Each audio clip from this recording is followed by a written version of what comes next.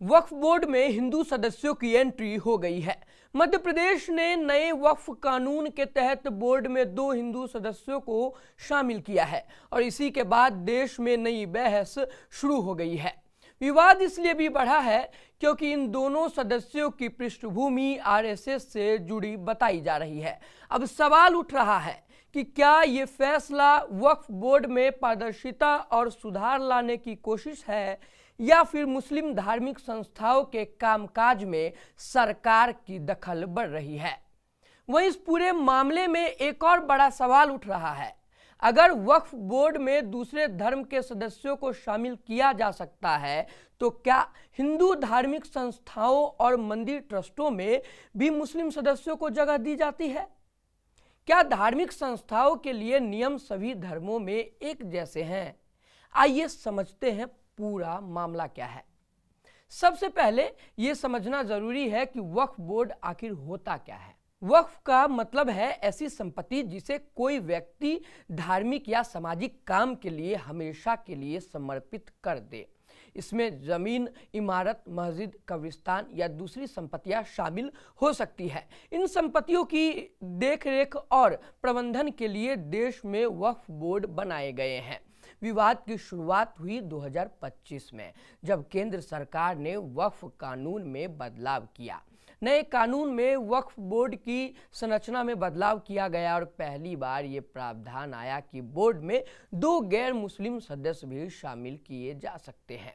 मध्य प्रदेश ने इसी नए प्रावधान के तहत अपने वक्फ बोर्ड का पुनर्गठन किया और 2 हिंदू सदस्यों की नियुक्ति किया।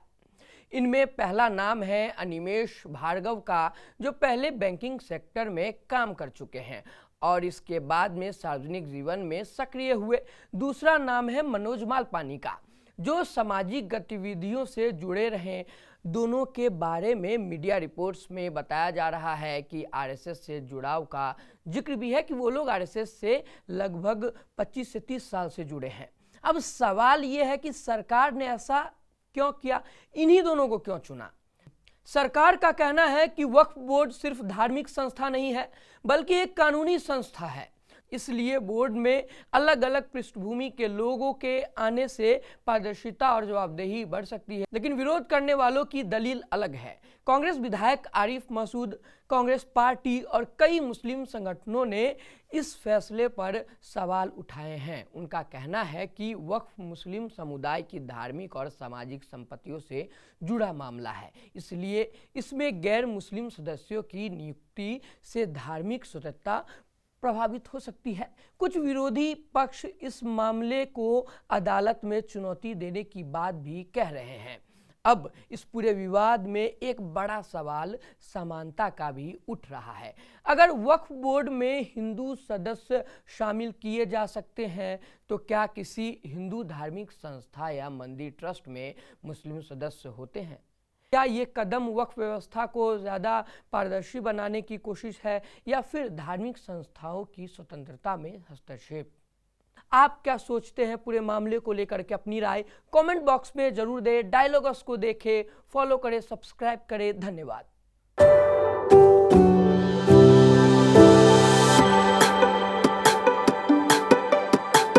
Every book has a journey.